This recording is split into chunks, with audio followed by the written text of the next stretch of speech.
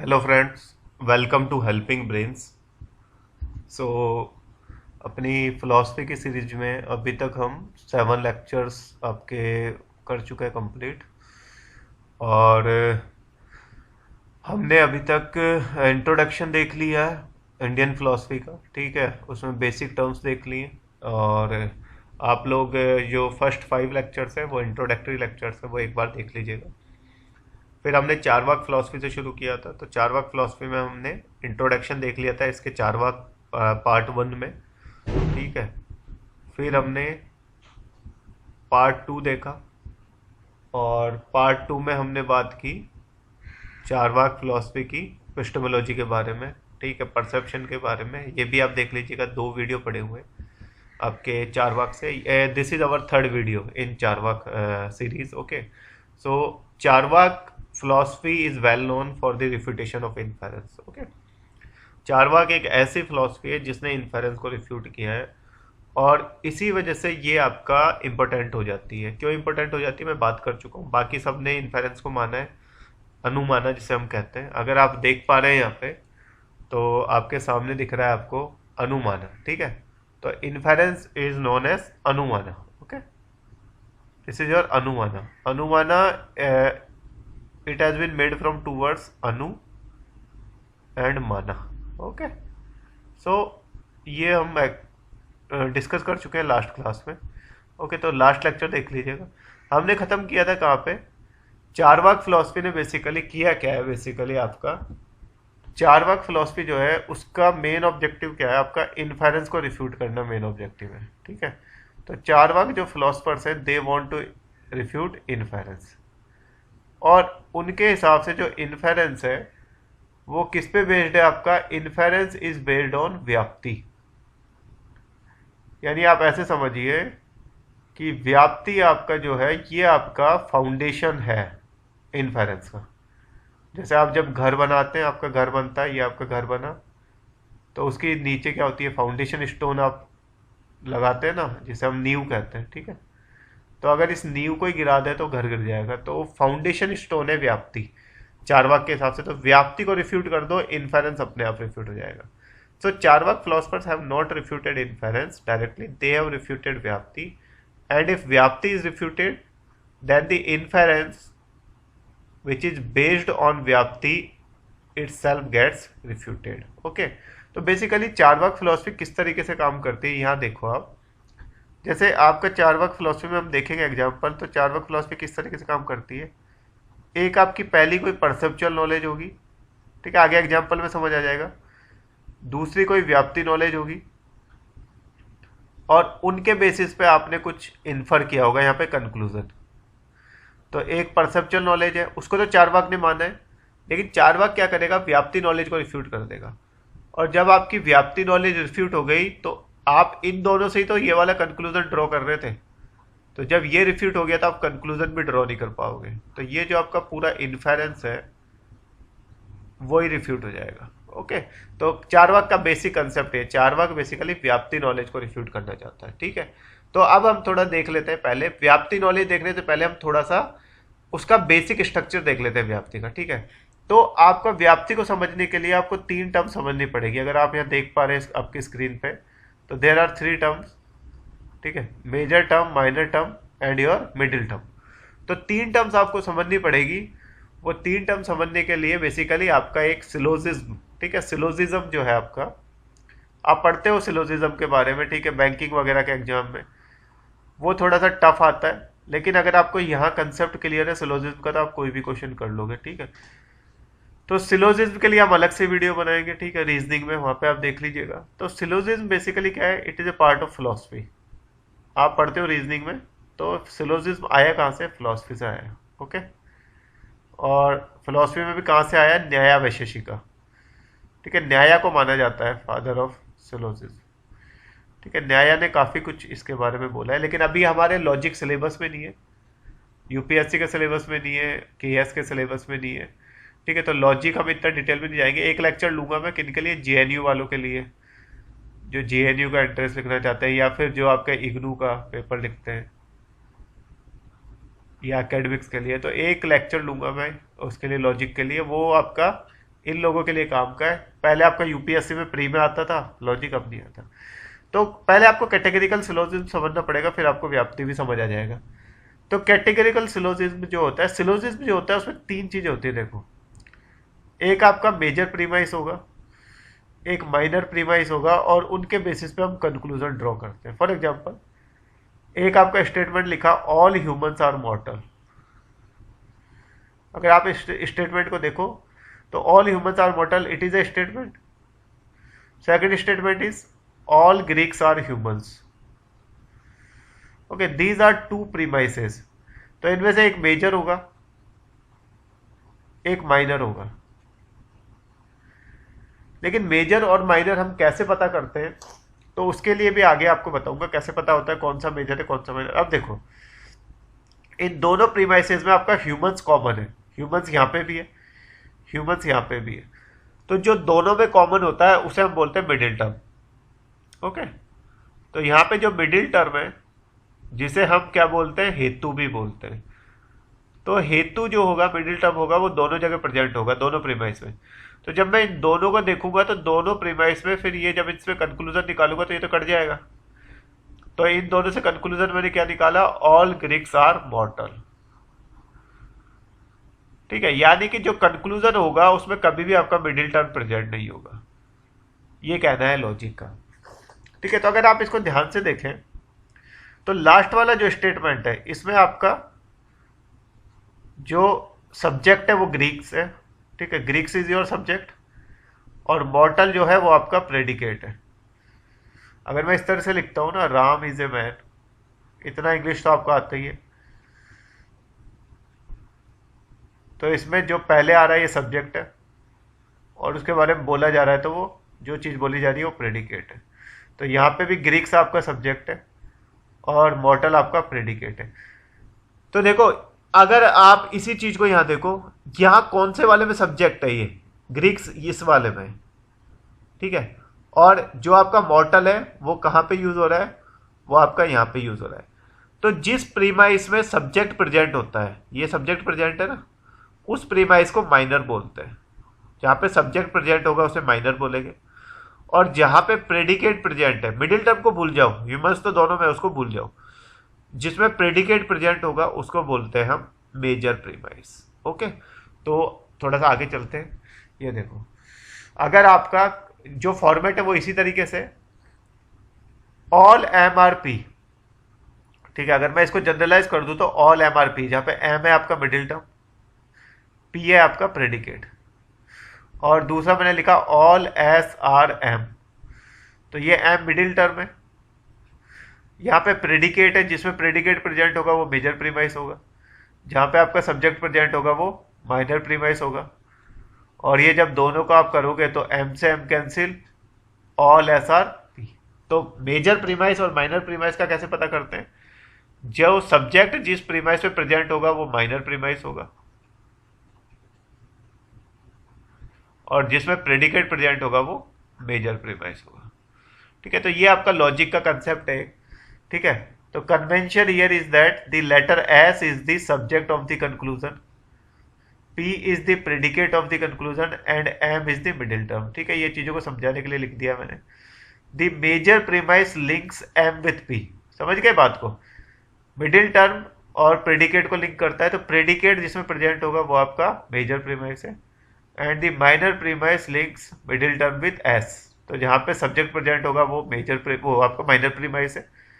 However, the middle term can be either the subject or the predicate of each premise where it appears. समझ गए आप बात को, middle term यहाँ पे सब्जेक्ट है, यहाँ पे मिडिल टर्म प्रेडिकेट है, लेकिन उससे कोई फर्क नहीं पड़ता। आपको देखना है पी के लिए और एस के लिए, क्योंकि मिडिल टर्म तो फाइनली कट जाएगी। तो पी और एस में से जो प्रेजेंट होगा, जो आपका मेजर प्रीमाइस होगा उसमें हमेशा प्रेडिकेट प्रेजेंट होगा, जो आपका माइनर प्रीमाइस होगा उसमें सब्जेक्ट प्रेजेंट होगा, जैसे ये वाला है आपका। ठीक है, आप सबसे पहले पता करने के लिए क्या करोगे पता है, आप कंक्लूजन देखोगे। ठीक है, अगर इसका आप कंक्लूजन देखो तो ये कंक्लूजन है, ऑल मैन डाई। तो मैन आपका क्या हो गया, सब्जेक्ट, डाई हो गया आपका प्रेडिकेट। अब देखो सब्जेक्ट कहाँ प्रेजेंट है, मैन कहाँ पे प्रेजेंट है, मिडिल टर्म को तो भूल जाओ, दोनों में कौन सी चीज प्रेजेंट है, दोनों में ये चीज प्रेजेंट है ना, मॉर्टल्स। तो मॉर्टल्स आपके मिडिल टर्म है, उसको तो भूल जाओ, वो तो कट जाती है। मैन कहाँ पे प्रेजेंट है, इस वाले में। तो आपको पता चल गया ये आपका माइनर प्रीमाइस है। डाई कहाँ पे प्रेजेंट है, प्रेडिकेट इस वाले में, तो ये आपका मेजर प्रीमाइस है। इस तरह के आपके क्वेश्चंस आते हैं, ठीक है, कुछ पेपर्स में। तो माइनर और मेजर का कैसे पता करोगे, सबसे पहले आप देखोगे कंक्लूजन, ठीक है। कंक्लूजन देख लो। यहाँ पे मैंने जब कंक्लूजन को देखा तो कंक्लूजन से मुझे सब्जेक्ट और प्रेडिकेट पता चल गया, ठीक है। जैसे एक आपको एग्जांपल देता हूँ, Ram is a man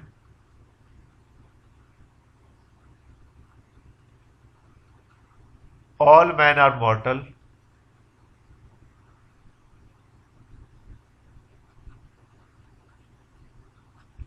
therefore Ram is मॉर्टल। यही मतलब निकला। ये दो आपके प्रीमाइस थे, इनसे कंक्लूजन ये निकला। अब कंक्लूजन में देखो, राम आपका सब्जेक्ट है, जिसके बारे में बोला जा रहा है वो सब्जेक्ट होता है, और जो बोला जा रहा है वो आपका प्रेडिकेट होगा। अब देखो, ये तो कंक्लूजन है, सब्जेक्ट कहां पे प्रेजेंट है, आप राम देखो तो राम यहां पे प्रेजेंट है, तो ये आपका सब्जेक्ट वाला माइनर प्रीमाइस होगा। समझ गए बात को। और आपका मॉर्टल क्या है, प्रेडिकेट है, तो प्रेडिकेट कहां पे प्रेजेंट है, प्रेडिकेट यहां पे प्रेजेंट है, तो ये आपका मेजर प्रीमाइस होगा। समझ गए बात को आप, ओके। तो अब आप कोई भी एग्जांपल उसमें सबसे पहले कंक्लूजन देख लो। कंक्लूजन में सब्जेक्ट देख लो, प्रेडिकेट देख लो, सब्जेक्ट वाला माइनर होगा और प्रेडिकेट वाला मेजर होगा, ठीक है। और मिडिल टर्म कौन सी, जो दोनों में, ये मिडिल टर्म है, ओके। तो बेसिकली अब हम इनको किस नाम से जानते हैं, जो आपका माइनर प्रीमाइस होता है, ठीक है। माइनर प्रीमाइस को हम बोलते हैं, माइनर प्रीमाइस जो होता है ना, बेसिकली इनके टेक्निकल नेम है। माइनर जो होता है प्रीमाइस, उसको कहते हैं पक्ष, ठीक है। ये नाम ही आपको याद रखना है। जो मेजर होता है उसको कहते हैं साध्य, और जो आपका मिडिल टर्म होती है उसको कहते हैं हेतु, ठीक है। तो ये तीन टर्म्स हैं, ओके। जैसे एक मैं एग्जांपल दूं आपको, there is smoke on the mountain,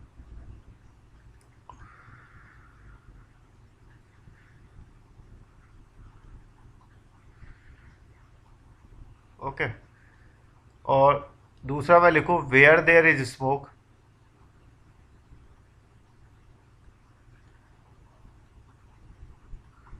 there is fire. ये तो आपने सुना ही है, जहां जहां धुआं है वहां पे आग होती है। अब अगर आप देखो तो ये दो आपके प्रीमाइस है, देखो। अब इसमें आप अगर देखो तो स्मोक जो है आपका, स्मोक यहां पे भी है और स्मोक आपका यहां पे भी है, यानी दोनों में प्रेजेंट है। तो ये तो आपका हो गया मिडिल टर्म, जिसे हम कहते हैं हेतु, ठीक है। तो अगर मैं इन दोनों से जब काटूंगा, फाइनल कंक्लूजन नहीं निकालूंगा, तो मैं बोलूंगा there is fire on the mountain,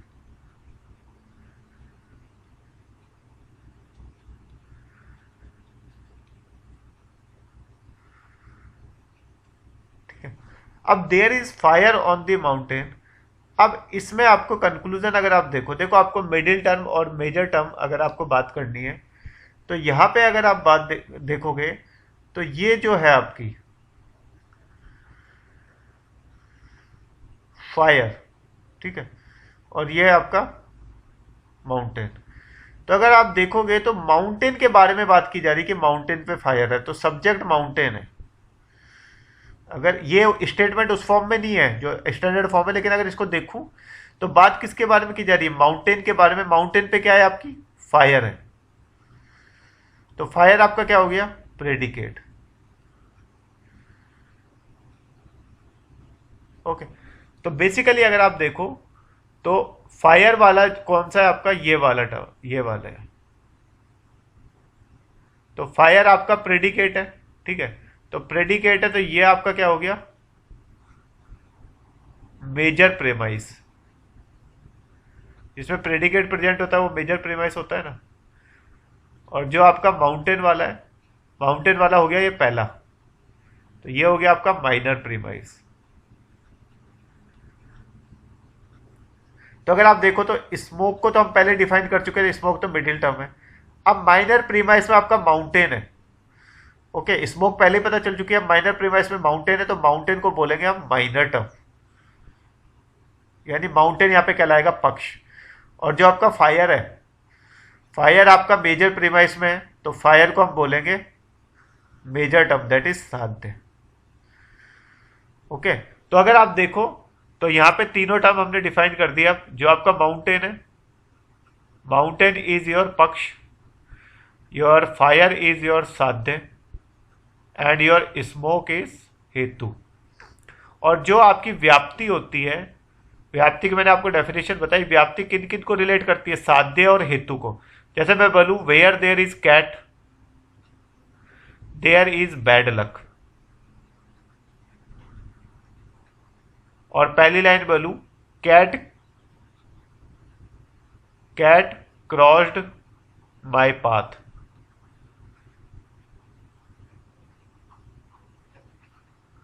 ठीक है। तो बेसिकली अब आप देखो तो कैट यहां पे भी है, कैट यहां पे भी है, तो कैट तो आपकी क्या हो जाएगी, मिडिल पाथ, मिडिल टर्म हो जाएगी। दोनों जगह जो प्रेजेंट होती है वो मिडिल टर्म कहलाती है। अब कैट को और बैड लक को आपने कनेक्ट किया, तो ये तो मिडिल टर्म है, और जिसके साथ इसको कनेक्ट किया है वो होता है साध्य, मेजर टर्म।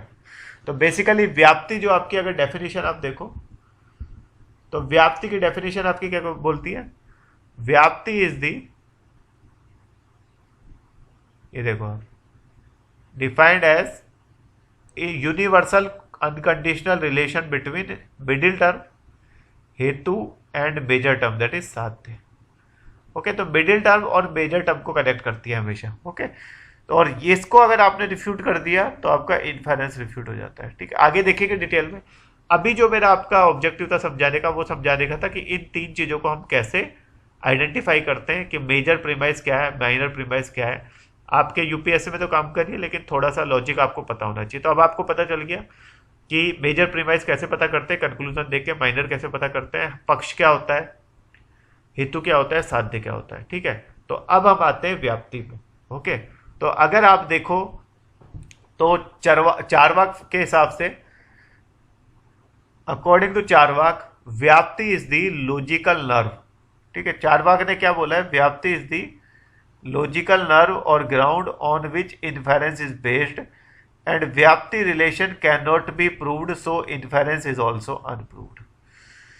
तो चारवाक फिलोसफर के हिसाब से व्याप्ति अनप्रूव्ड हो जाती है, और देखो व्याप्ति अनप्रूव्ड हो गई तो इन्फेरेंस अपने आप अनप्रूव्ड हो जाता है। हम आगे देखेंगे। तो व्याप्ति कैसा रिलेशन है, व्याप्ति is a specific relation between हेतु एंड साध्य। ठीक है, हेतु और साध्य के बीच में स्पेसिफिक रिलेशन है। हेतु आपका क्या हो गया, मिडिल टर्म, और साध्य हो गया आपका मेजर टर्म। ठीक है, एग्जाम्पल ऑफ व्याप्ति, व्याप्ति का जो एग्जाम्पल पूरी इंडियन फिलोसफी में लिया जाता है वो ये लिया जाता है, आपको याद रखना है, where there is smoke there is fire. यही माना गया है, और कोई व्याप्ति नहीं है। आप जैसे बोलो where there is cloud there is rain, suppose आप बोलो where there is cloud there is rain, मैं सपोज बोलूं कि देयर आर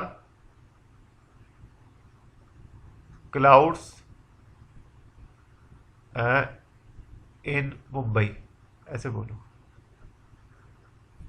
ठीक है, तो अब आप बोलो where there is cloud there is rain, तो इसके बेसिस पे आप क्या बोलोगे, क्लाउड तो कट जाएगा, तो इट विल रेन इन मुंबई, यही बोलोगे आप। लेकिन ऐसा नहीं है, बेसिकली क्लाउड और रेन वाला जो है ना, आपने देखा होगा कई जगह पे क्लाउड होते हैं लेकिन रेन फिर भी नहीं होती है। यानी ये वाली जो व्याप्ति है ना, ये हर जगह पे आपकी सही नहीं होती, इसलिए इसको हम व्याप्ति नहीं मानते एग्जैक्टली। ये आपकी कंडीशनल व्याप्ति है। जरूरी नहीं है कि बारिश होगी होगी जब बादल है तो, लेकिन जो आपका स्मोक और फायर का रिलेशन है ना, इसको आपकी यूनिवर्सल अनकंडीशनल व्याप्ति मानते हैं। यानी इंडियन फिलोसफी में एक ही आपकी अनकंडीशनल व्याप्ति है, वो है आपकी where there is smoke there is fire. जहां पे आग है, जहां पे धुआं है वहां पे आग होगी होगी, आगे क्लियर हो जाएगा। और ठीक है, जैसे कई बार कहते हैं ना कि जहाँ इश्क का धुआं उठता है, ठीक है, वहां पे सीने में आग जली होती है। ठीक है, चलो खैर उसमें नहीं जाते बॉलीवुड के फालतू के डायलॉग्स में। तो आपको ये व्याप्ति याद रखनी है, where there is smoke there is fire. तो ये दो टर्म याद रखनी है, स्मोक आपका मिडिल टर्म है, ओके, और फायर आपका मेजर टर्म और हेतु। अब देखो, here smoke is middle term हेतु, where is fire is major term that is साध्य। Presence of smoke indicates fire because without fire smoke is not possible. जब आग लगी होगी कहीं पे, ठीक है, तभी तो उससे धुआं उठता है। तो अगर धुआं कहीं पे दिख रहा है तो आप क्या सोचोगे कि वहां पे आग लगी हुई है। ओके, तो ये एक आपकी व्याप्ति है। इसी व्याप्ति को चरवाका ने रिफ्यूट किया है। ठीक है, अब कैसे रिफ्यूट किया है उसी चीज को हम देखेंगे। तो आप देखो, ये आपके लिए मैंने एक डायग्राम बनाया है, इसको देखो, इस डायग्राम को देख के आपको समझ आ जाएगा। देखो, ये आपके मान लो कहीं पे आपके पहाड़ है, कहीं पे आपके जैसे वैष्णो देवी के पहाड़ ले लो, या रावलीज ले लो, या हिमालयस ले लो, कुछ भी ले लो, मान लो ये पहाड़ है। ठीक है, डायग्राम बहुत अच्छा डायग्राम बनाया है आपके लिए। यहाँ पे कोई आपका ऑब्जर्वर है, ठीक है, आप भी हो सकते हो। आपको मान लो इन पहाड़ों पे धुआं दिख रहा है कहीं से, ठीक है, ये धुआं है। अब धुआं देख के आप क्या बोलोगे, there is smoke on the mountain. ठीक है, ये कैसी नॉलेज है आपकी, ये तो परसेप्चुअल नॉलेज है, आंखों से दिख रहा है ना ये तो आपको। तो जो परसेप्चुअल नॉलेज होती है, ये आपकी स्मोक कैसी टर्म है, यहाँ पे मिडिल टर्म है। और जो आपका माउंटेन है वो क्या है, आपका माउंटेन आपका मैंने अभी बताया था आपको माइनर टर्म है, पक्ष। तो मिडिल टर्म स्मोक है, मेजर माइनर टर्म माउंटेन है। तो इसको पूरे स्टेटमेंट को हम परसेप्चुअल नॉलेज बोलते हैं, या फिर इसका टेक्निकल नेम है पक्ष धर्मता। याद रखना, पक्ष धर्मता का मतलब होता है प्रेजेंस ऑफ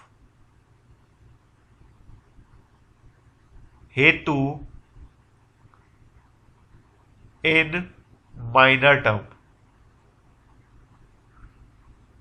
तो यहां पे हेतु क्या है आपका, स्मोक, माउंटेन में प्रेजेंट है, तो इसको हम बोलते हैं पक्ष धर्मता।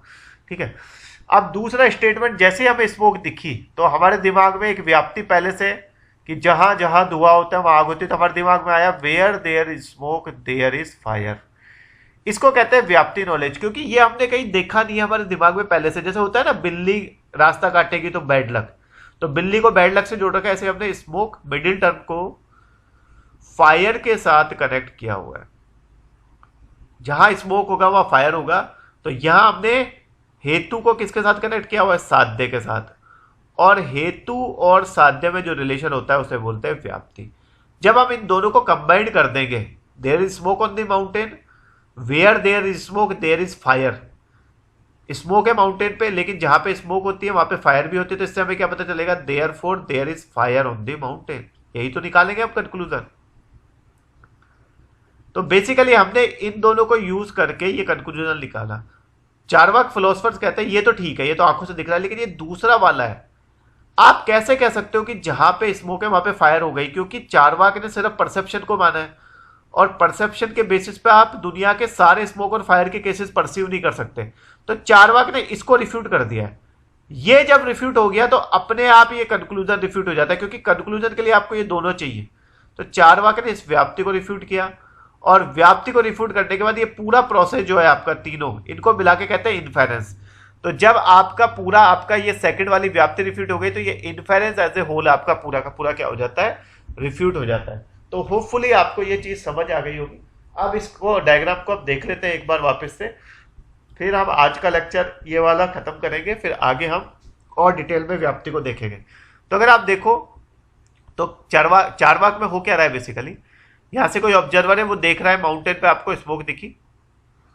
ठीक है, अब स्मोक देखने के बाद आपने बोला कि यहां पे आपकी there is smoke on the mountain, सीधी सी बात है, आपको दिख रहा है, तो ये पहला स्टेटमेंट हो गया, there is smoke on the mountain. अब ये स्मोक आपका मिडिल टर्म है, पक्ष, ये हेतु, और माउंटेन आपका माइनर टर्म है, पक्ष। तो हेतु और पक्ष को जो रिलेट करता है उसे कहते हैं पक्ष धर्मता, और हेतु और साध्य को जो रिलेट करता है उसे कहते हैं व्याप्ति। तो ये पहली वाली तो परसेप्चुअल नॉलेज है, चारवाक इसको रिफ्यूट नहीं कर रहा है, ये तो दिख रही है आंखों से, उसको भी दिख रहा है कि यहाँ पे स्मोक है, लेकिन चारवाक दूसरी वाली को रिफ्यूट कर रहा है। बोल रहा है ये क्या गारंटी है कि जहां पे आपका स्मोक है वहां फायर होगा ही होगा। चार्वाक बोलता है कि जैसे मान लो आपने एक क्रो देखा, कोई भी मान लो आपने एक क्रो देखा, आपने बोला क्रो इज ब्लैक, बोला आपने दूसरा क्रो देखा, दूसरा भी ब्लैक है, तीसरा देखा, तीसरा भी ब्लैक है, तो इसके बेसिस पे आपने बोला ऑल क्रोज आर ब्लैक। लेकिन चार्वाक बोलता है भाई ऑल क्रोज आर ब्लैक आप कैसे बोल सकते हो? क्या आप दुनिया के सारे क्रो देख सकते हो? पता चला आप यूरोप गए या दूसरी कंट्री में गए तो वहां के क्रो कैसे होते हैं? आपके ग्रे होते हैं, ब्लैक नहीं होते हैं वो। तो चार्वाक ये बोल रहा है कि तुम कैसे बोल सकते हो कि जहां पे स्मोक होगा वहां फायर होगा ही होगा। बाकी फिलोसफर्स इसको मानते हैं, लेकिन चार्वाक ने बोला मैं तो परसेप्चुअल नॉलेज को मानता हूं, तो परसेप्शन के बेसिस पे तो मैं उन्हीं चीजों को मानूंगा जिनको परसीव कर सकते हैं, और सारे केसेस में परसीव नहीं कर सकता। तो चार्वाक ने इसको रिफ्यूट कर दिया।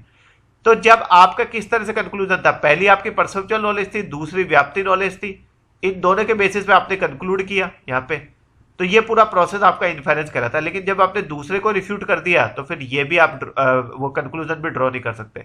तो चार्वाक ने बेसिकली इस व्याप्ति को रिफ्यूट कर दिया, व्याप्ति को रिफ्यूट कर दिया तो आप ये कंक्लूजन ड्रॉ नहीं कर सकते, और इस तरह से आपका इन्फेरेंस रिफ्यूट हो गया। ओके, तो चार्वाक जो है basically they have not refuted inference directly, but they have refuted व्याप्ति on which inference is based. अगर आप देखो तो यहाँ पे मैंने आपके डायग्राम में ये देखो, हेतु स्मोक को क्या है, हेतु है मिडिल टर्म है, फायर मेजर टर्म है साध्य, और माउंटेन जो है ये आपका that is your minor term पक्ष। ओके, तो अब आपको पक्ष क्लियर हो गया, साध्य क्लियर हो गया, हेतु क्लियर हो गया, परसेप्चुअल नॉलेज क्लियर हो गया क्या होता है, व्याप्ति नॉलेज क्लियर हो गया, पक्ष धर्मता क्लियर हो गया। ओके, तो ये आपको होपफुली ये डायग्राम अच्छे से आपको समझ आ गया होगा। ठीक है, तो अब आगे चार्वाक ने बोला है बेसिकली कि व्याप्ति जो है आपकी वो आपकी अनप्रूव्ड है। तो बेसिकली अगर आप इसको पढ़ो इस वाली लाइन को, in process of refuting inference Charvaka philosophers have basically, यहाँ पे पीपी का मतलब है फिलोसफर, शॉर्टकट में लिखा है, पेपर में मत लिखना, पेपर में फुल लिखना, have basically refuted Vyapti because according to them it is the logical nerve or ground on which inference is based, and because Vyapti cannot be proved undoubtedly, so inference cannot be accepted as valid source of knowledge. According to them, if Vyapti is refuted then inference is itself refuted. Simple सी बात है, जो आपका inference है वो based किस पे है, ये व्याप्ति है आपकी, उस पे आपका इन्फेरेंस बेस्ड है। तो अगर मैंने व्याप्ति को रिफ्यूट कर दिया तो इन्फेरेंस अपने आप रिफ्यूट हो गया, मतलब सीधे से मैंने नीचे फाउंडेशन जो है आपकी, फाउंडेशन को हिला दिया तो बिल्डिंग अपने आप धराशायी हो जाएगी। और फिर चार्वाक फिलोसफर ने बोला है कि 6 तरीके से व्याप्ति को रिफ्यूट किया जा सकता है। बोला किसी भी तरीके से व्याप्ति प्रूव नहीं हो सकती, वो 6 जो तरीके हैं वो हम अगले वीडियो में देखेंगे। ठीक है, तो लाइक करिए, सब्सक्राइब करिए, और कोई डाउट हो तो आप डाउट कमेंट बॉक्स में लिख सकते हैं। ठीक है, होपफुली आपको समझ आ गया होगा। लॉजिक का मैंने थोड़ा सा ओवरव्यू दिया है, डिटेल में हम देखेंगे, लॉजिक के क्लास लेंगे, वहां पे देखेंगे माइनर प्रेमाइज क्या होता है। ठीक है, और डिटेल में देखेंगे। माइनर मेजर तो आपको समझ ही आ गया कंक्लूजन से, माइनर क्या होता है, मेजर क्या होता है, फिगर्स क्या होते हैं, मूड्स क्या होते हैं। ठीक है, तो ये काफ़ी बार क्वेश्चंस आ जाते हैं पेपर में, तो वो हम वहाँ पे देखेंगे। ठीक है, तो आज के लिए इतना ही। नेक्स्ट लेक्चर में हम व्याप्ति का रिफ्यूटेशन कंप्लीट करेंगे, व्याप्ति के रिफ्यूटेशन के साथ कंपैरिजन को रिफ्यूट करेंगे, और वर्बल टेस्टिमोनी को रिफ्यूट करेंगे, और इसी के साथ चार्वाक की जो आपकी इपिस्टेमोलॉजी वो खत्म हो जाएगी। और फिर हम पुराने यूपीएससी के क्वेश्चंस करेंगे 2019, 18, 17, 16, और उसमें जो आप देखेंगे सब इन्फेरेंस से ही पूछा है, और अब आप आसानी से उनको सॉल्व कर पाएंगे इसके बाद। ठीक है, तो आज के लिए इतना ही, थैंक यू।